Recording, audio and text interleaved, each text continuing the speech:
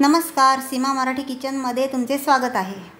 आज मी तुम्हाला पारंपरिक महाराष्ट्रीयन ताकाची कढी कमीत कमी साहित्यात बनवून दाखवणार आहे।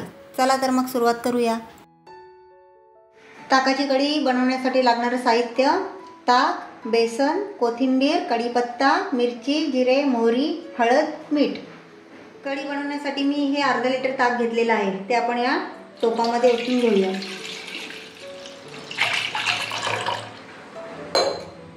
त्याच्यानंतर 3 चमचे बेसन यामध्ये टाकूया। थोडीशी हळद टाकूया, चवीपुरता मीठ टाकूया आणि थोडीशी कोथिंबीर। हे सर्व मिक्स करून घेऊया। आता मी याने मिक्स करून घेते। मिक्स करताना नीट मिक्स करायचं, या बेसनच्या गुठळ्या नाही राहिल्या पाहिजेत। हे पहा, अशा प्रकारे मी सर्व मिश्रण एकजीव करून घेतलेलं आहे।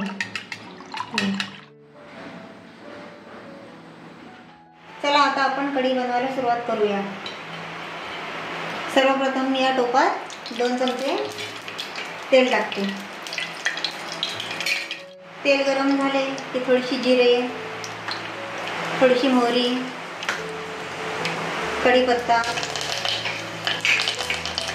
थोडीशी मिरची, बस एवढंच साहित्य टाकायचं। तर याच्यामध्ये मी मिक्स केलेला ताक टाकते, बघा तुम्ही।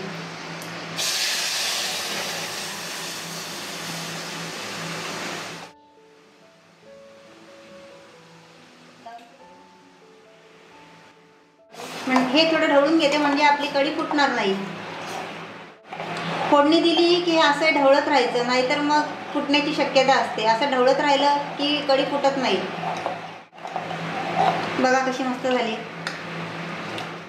कढीचा सुगंध अतिशय सुंदर येत आहे। हे बघा किती मस्त झाले, बघू शकता तुम्ही। तुम्ही पण अशा प्रकारे एकदा करून बघा। अशा प्रकारे ही महाराष्ट्रीयन ताकाची कढी कमीत कमी साहित्यात बनवा, अतिशय सुंदर लागते। हे पहा, कमीत कमी साहित्यात कशी घट्ट कढी तयार झाली आहे। जर तुम्हाला हा व्हिडिओ आवडला असेल तर चॅनलला सबस्क्राईब, लाईक, शेअर आणि कमेंट करा। भेटूया नव्या व्हिडिओ। धन्यवाद।